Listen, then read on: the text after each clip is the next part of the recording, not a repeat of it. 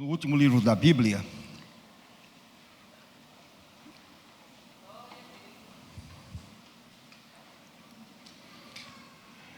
evidentemente não vamos fazer uma exposição do capítulo 3, nem mesmo da parte que vamos ler nesta manhã, que fala a respeito da igreja de Laodiceia. Apocalipse capítulo 3, apenas o verso 21.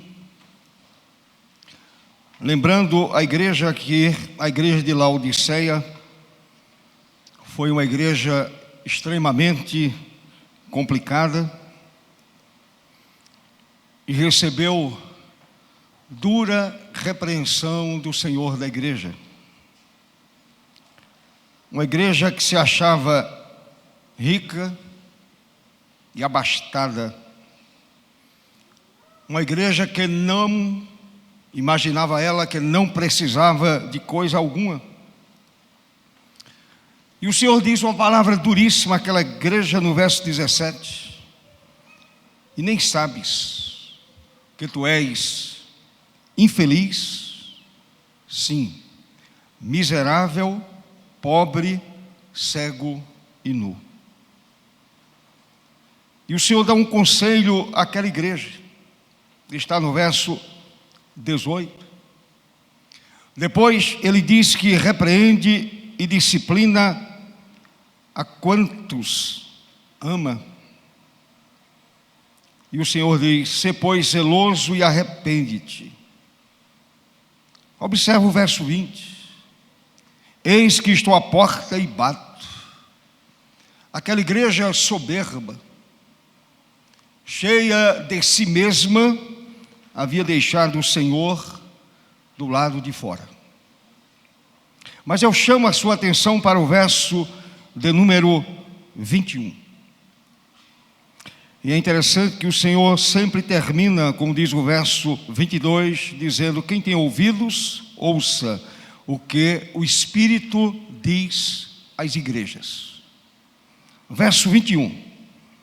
O Senhor promete algo para todo aquele que caminha com Ele. Ao vencedor, dar-lhe-ei sentar-se comigo no meu trono, assim como também eu venci e me sentei com meu Pai no seu trono. Amado Deus, continua falando com a igreja. Fala através da palavra, Senhor. Sabemos que enfrentamos tantas lutas, tantas aflições, e carecemos do Senhor. Precisamos da presença do Senhor. E usa esta palavra para abençoar teu povo e também despertar teu povo, Senhor. Que a igreja de Cristo seja completamente acordada, despertada pela palavra do Senhor. E usa-me como instrumento em tuas mãos para o louvor do teu nome. Em nome de Jesus. Amém. Meus amados irmãos, na guerra da alma,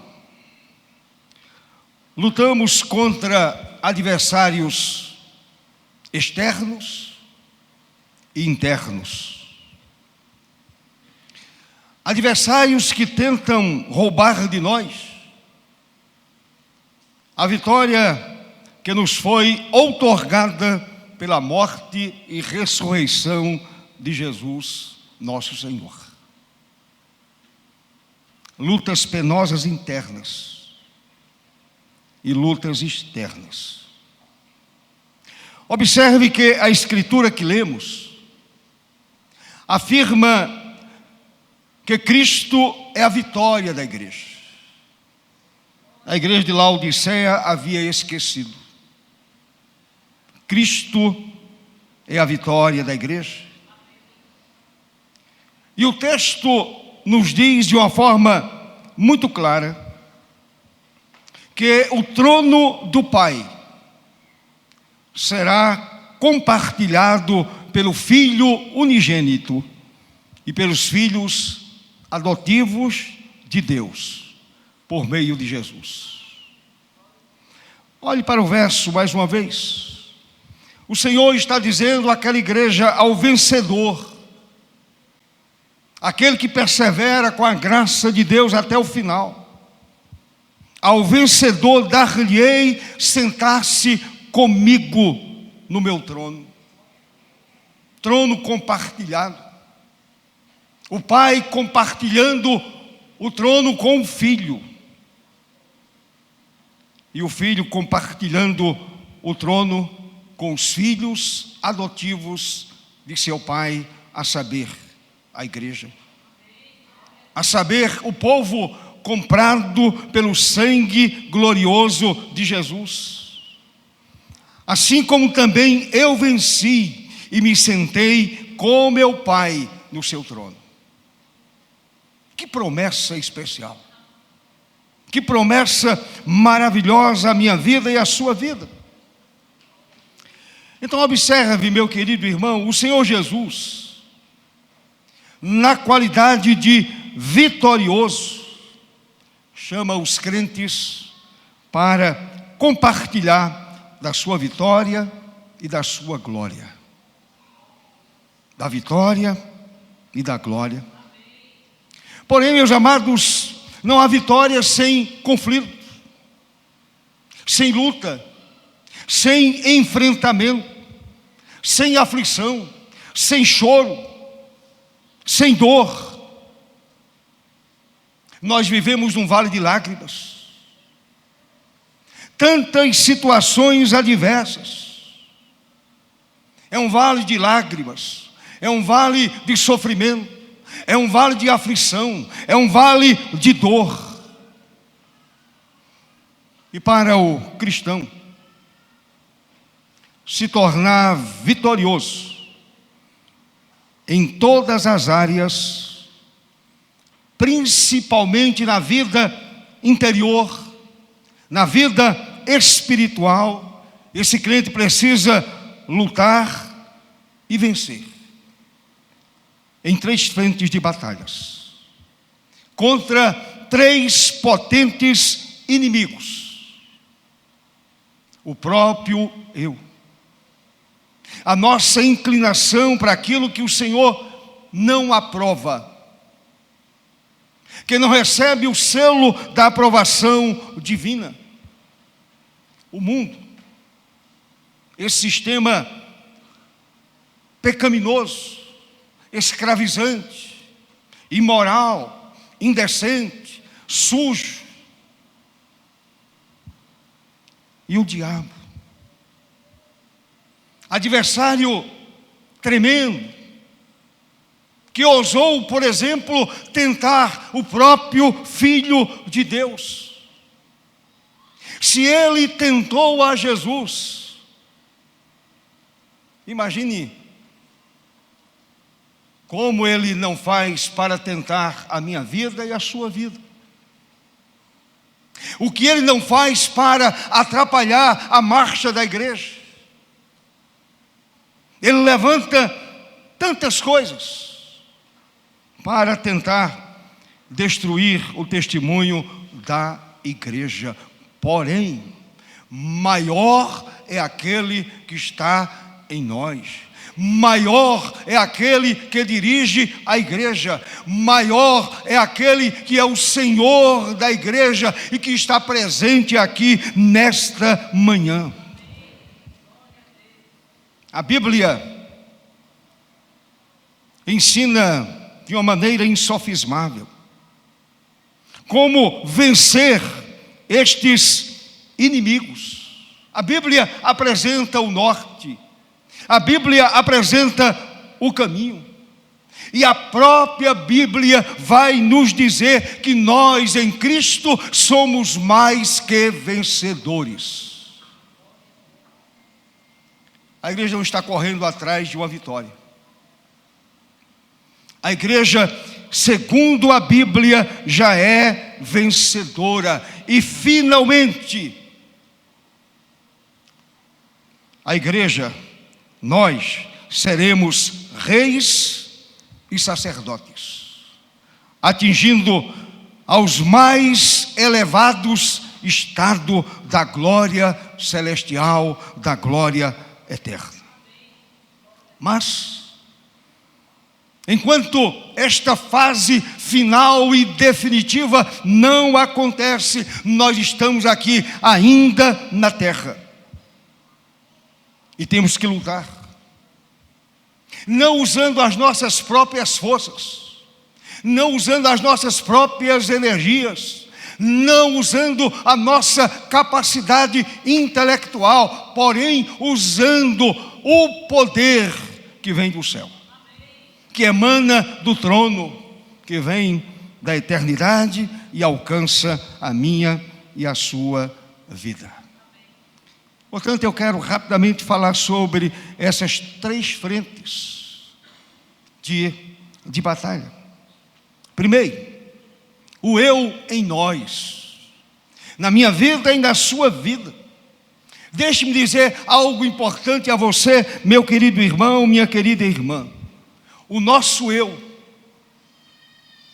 é, sem sombra de dúvidas, um grande obstáculo que temos. É o nosso eu, é a nossa vontade. E quando eu reina soberanamente, a pessoa torna-se escrava de todas as sortes de paixões e caprichos da carne. Portanto, a Bíblia ensina que nós devemos mortificar o nosso eu, mortificar a nossa inclinação para o pecado. A velha natureza, sabem quando ela é vencida? Quando nos rendemos a Deus em oração constante, quando nos rendemos completamente ao Senhor, quando chegamos diante do Senhor e dizemos: Senhor, me ajude a vencer o meu próprio eu, a minha própria vontade. A Bíblia diz que devemos crucificar a nossa velha natureza. E a gente crucifica a velha natureza através da constante oração, da busca incessante a Deus. Sabem como os amalequitas foram vencidos no tempo de Moisés? Não foi através da espada do povo, não foi através da lança daquele povo. Na grande verdade é que aquele povo foi vencido através de constantes orações. Aquele povo foi vencido pela oração. Moisés estava sempre diante do Senhor intercedendo. Moisés se apresentava diante do Senhor e intercedia. Ele apresentava a Deus o povo de Israel e dizia: Senhor, os amalequitas, povo forte e duro, vêm contra nós. E diz a palavra do Senhor que o bordão de Deus estava na mão de Moisés. E quando Moisés erguia aquele bordão, o povo prevalecia. Meu querido irmão, deseja prevalecer você contra a sua própria vontade, contra o seu eu, contra a sua natureza? Derrame-se perante o Senhor. Erga a sua alma diante de Deus.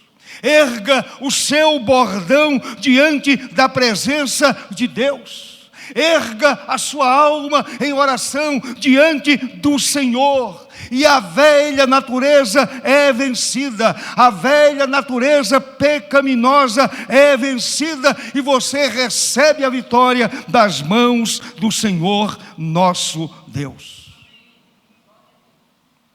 Êxodo nos informa que quando Moisés baixava a mão, os amalequitas venciam. Quando a gente baixa a guarda, muitas vezes a nossa carne prevalece, a nossa vontade prevalece, o nosso eu prevalece. Se estivermos firmados na oração, com certeza nos afastaremos das paixões e caprichos da carne. E eu quero trazer à sua memória aquilo que Paulo escreveu na carta aos Gálatas, capítulo 5, verso 17. Observe o que Paulo escreveu: a carne milita contra o espírito, e o espírito contra a carne, porque são opostos entre si. Às vezes é o nosso eu enorme, vaidoso, preconceituoso. É um eu enorme que muitas vezes deseja dirigir a nossa vida. Meu irmão, sabe qual foi o grande pecado do diabo, adversário de Deus? O egocentrismo. A exaltação do ego foi o grande pecado cometido por Satanás. Queria ser igual a Deus, porém sem Deus. Ele queria ser igual ao seu Criador sem Ele. E ninguém sem Deus prevalece.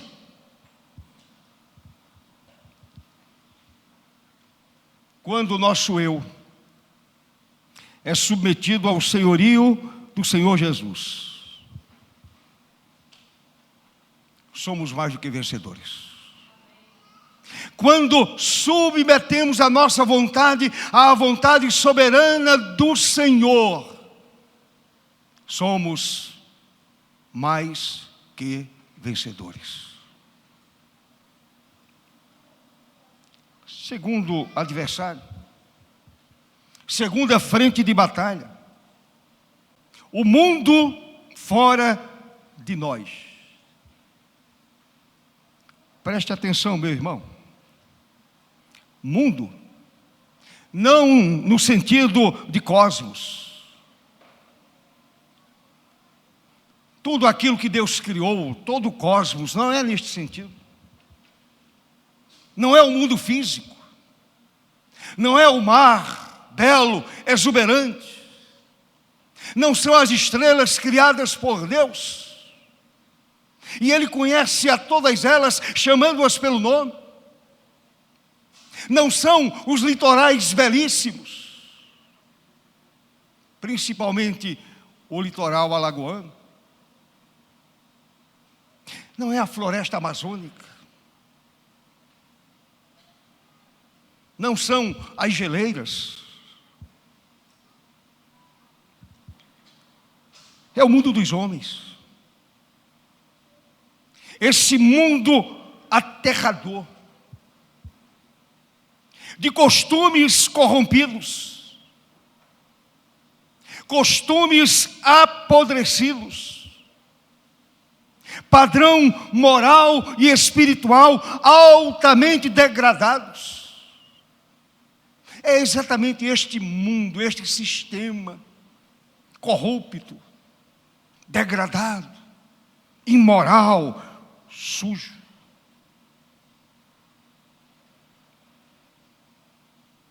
E o que mais me impressiona é que, infelizmente, alguns chamados cristãos, evangélicos, estão seguindo essa linha de raciocínio. E muitos crentes estão sendo levados para o ostracismo, para o exílio espiritual, para longe de Deus, para longe da presença do Senhor, para longe da doce comunhão com o Espírito Santo. Paulo, o grande apóstolo dos gentios, no capítulo 12 de Romanos, ele advertiu a igreja sobre o perigo que o mundo exerce sobre a vida dos salvos. Uma escritura conhecida por todos nós, porém muitas vezes não levada a sério. Uma escritura que eu conheço e você conhece. Paulo escreveu no verso 2: não vos amoldeis a este mundo, não vos conformeis com este mundo, não tome a forma, não se amolde a este mundo, não siga o curso deste mundo caído, deste mundo tenebroso, deste mundo completamente corrompido. Não vos amoldeis com este mundo, não vos conformeis com este mundo, mas transformai-vos pela renovação da vossa mente, em nome de Jesus. Não se amolde, meu irmão, não se amolde, minha irmã, não tome a forma deste mundo. Paulo queria que os crentes se tornassem cidadãos autênticos daquele outro mundo, do mundo eterno, que existe acima do nosso. Como vencer este inimigo? Meus amados, eu lembro do povo lá no Egito. Sabe o que tipifica o Egito à luz da Bíblia? O mundo, com seus tentáculos, com a sua incredulidade, com suas afrontas, com o seu ódio à igreja, com o seu ódio ao povo de Deus. Mas o Egito foi vencido pelo poder do povo? Não. Pelo poder de Moisés? Não. O Egito foi vencido pelo poder glorioso do Senhor nosso Deus. Você deseja vencer o mundo e assentar no trono do Senhor? Você precisa se render a Deus. Diariamente, constantemente, diuturnamente, você precisa se render a Deus. Não se render aos mórbidos tentáculos deste sistema que a Bíblia chama de mundo perverso, pecaminoso, imoral. Que o adultério é algo tranquilo, e qualquer outro pecado na área sexual não é pecado mais. O mundo mudou tudo isso, lutando contra o Evangelho do Senhor, lutando contra a obra do Senhor, lutando contra a boa palavra de Deus. E a igreja se levanta para dizer: não, o mundo é vencido pelo poder de Deus. Sabem o que João escreveu em sua primeira carta? Capítulo 2, verso 15. Não ameis ao mundo. Não ameis ao mundo, não ameis a este sistema perdido, pecaminoso, separado de Deus. Não ameis o mundo, nem as coisas que há no mundo. Se alguém amar o mundo, o amor do Pai não está nele. Não adianta tentar ajeitar. Ou a pessoa é de Deus ou não é. Ou ama a Deus ou não ama a Deus, ou serve a Deus ou serve ao mundo. E o melhor é servir a Deus. e vencer o mundo com a graça do Senhor nosso Deus. O que mais alegra ao adversário, sabe o que é? Um crente mundanizado. Um crente que se amoldou a este sistema pecaminoso do mundo. Alguém já disse assim: Deus pôs a igreja no mundo e Satanás não tem feito outra coisa senão colocar o mundo na igreja. Igreja, lembre-se, a igreja foi comprada pelo sangue de Cristo Jesus. A igreja foi comprada pelo sacrifício do Cordeiro. A igreja foi comprada pelo Salvador Jesus. O mundo não comprou a igreja. O mundo odeia a igreja. O mundo odeia a Jesus. E o Senhor Jesus, no seu Evangelho, Ele deixou isto muito claro. O mundo odiou a Ele e odeia a igreja. O inimigo tem manipulado este mundo. E o que ele organiza ou manipula torna-se pecado. Portanto, não somos deste mundo. Eu não posso me amoldar a este mundo, eu preciso sepultá-lo para sempre. E sepultando este sistema iníquo, a minha vida será sempre vitoriosa para o louvor de Deus. Em terceiro e último lugar, terceiro adversário, terceira frente de batalha, Satanás, acima e abaixo de nós.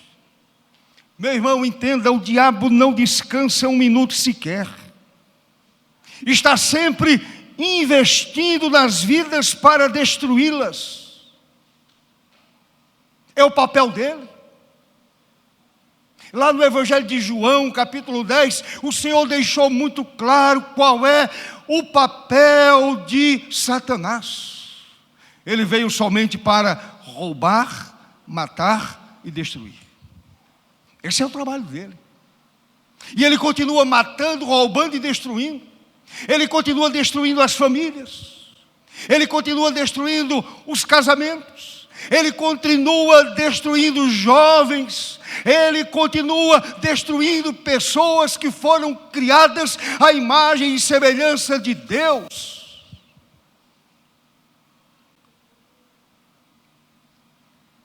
Que coisa triste. Li um pensamento que dizia o seguinte: Satanás não tem domingo. Ele não descansa, nem concede descanso a ninguém. É verdade que muita gente nem acredita na existência do diabo. Porém, eu quero dizer a você nesta manhã, você acreditando ou não, aceitando ou não, ele existe, e ele atua, e ele trabalha, ele continua destruindo princípios, ele continua destruindo valores, ele continua ativo, ele continua roubando vidas, ele continua destruindo vidas. Infelizmente, muitas pessoas não se apercebem de que, quando dão as costas a Deus, voltam-se imediatamente para o diabo. Ah, meus amados, e eu vou encontrar na história do povo de Israel, no período dos juízes, um povo chamado cananeus, povo cruel, adversário cruel. E à luz da Bíblia, aquele povo cananeu simboliza os poderes de Satanás. Porém, os cananeus foram vencidos pela ação de Deus. pelo poder de Deus, pela graça de Deus, pela misericórdia do Senhor, aquele povo foi vencido. Qual foi a arma? O exército de Israel?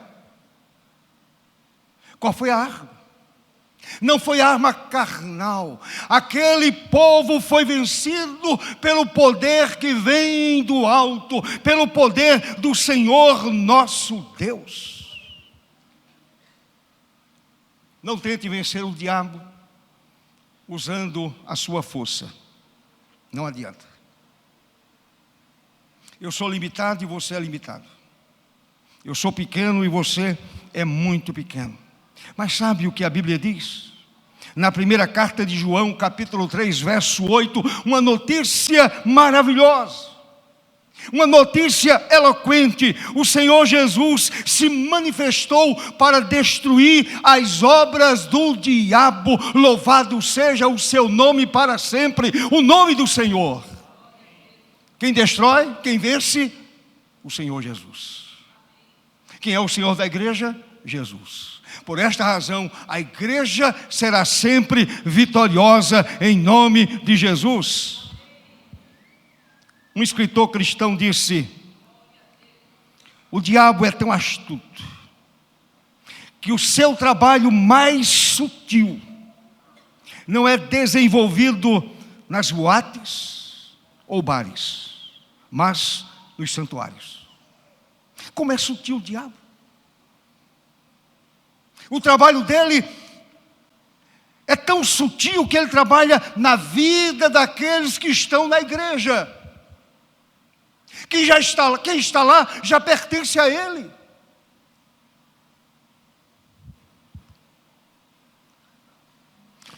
E o nosso mundo hoje é um mundo interessante, tudo é relativo.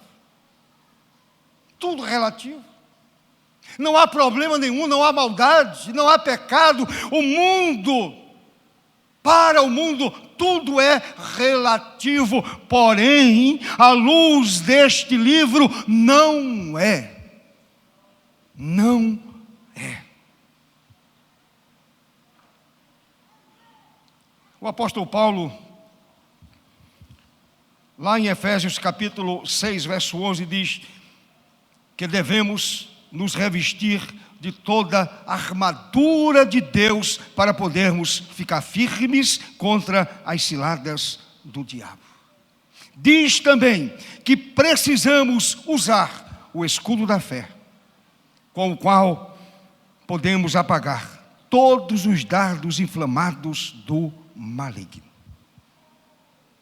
Então, meu irmão, com o poder que emana do trono da graça, haveremos de vencer ao diabo. Seremos vitoriosos e nos assentaremos no trono de nosso bendito e eterno Salvador. Mas deixe-me concluir. Deixe-me concluir. Quando a gente consegue discernir, à luz da palavra, estas verdades que aqui foram colocadas tão rapidamente, a gente aprende a viver uma caminhada cristã vitoriosa até a volta de Jesus. Mas deixe-me aplicar. A carne ou o eu? O meu eu, inimigo interno, não está fora de mim, está dentro de mim. Está dentro de mim. É a minha vontade. E a gente deseja que a vontade pessoal prevaleça. Agora, deixe-me dizer, o eu é vencido quando andamos segundo o Espírito, segundo a vontade soberana do Senhor. Gálatas 5,16, andai no Espírito e jamais satisfareis a concupiscência da carne, em nome de Jesus. O mundo, inimigo externo, está em volta de nós, Está no trabalho, na escola, na faculdade, na universidade. O mundo está naquilo que você escuta, de pessoas descrentes, sem nenhum temor a Deus. Aquilo que você escuta no banco da faculdade, no banco da universidade.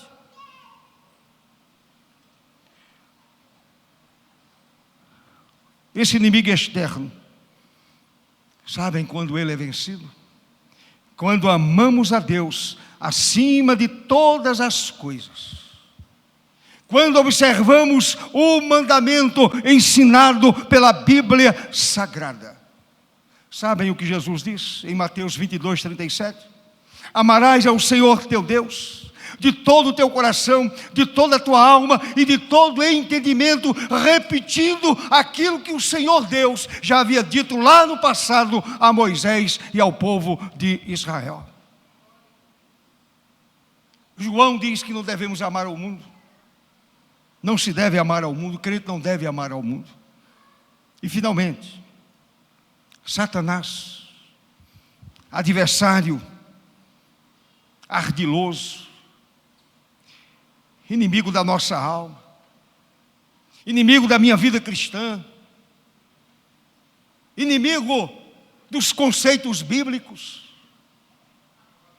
inimigo de Deus, inimigo da igreja. O diabo é vencido pela fé no Filho de Deus, pela fé em Jesus Cristo. Logo, pela fé, pela graça, pela misericórdia do Senhor, podemos neutralizar todas as ações do diabo. Sabe o que Pedro escreveu? Primeira carta de Pedro, capítulo 5, verso 8. O diabo anda em derredor, como o leão que ruge. Agora deixe-me dizer a você, meu irmão, ele não é o leão verdadeiro, porque o leão verdadeiro atende pelo nome de Jesus. Ele sim, Jesus, é o leão da tribo de Judá. Louvado seja Deus. O diabo anda em derredor, como o leão que ruge procurando alguém para devorar. Deixe-me completar. Ele realmente pode rugir, e rugir alto. Ele deseja meter medo, com seu rugido ameaçador. Ele pode até rugir, mas pela fé em Cristo podemos resisti-lo e finalmente vencê-lo pela graça bendita do Senhor. Se eu e você andarmos por este caminho, seremos mais do que vencedores. E aí se aplicará a minha vida e a sua vida a promessa de Jesus no verso 21 de Apocalipse 3. Nos assentaremos com Jesus no seu trono. Amém. Deus abençoe a sua vida. Deus abençoe esta igreja em nome de Jesus.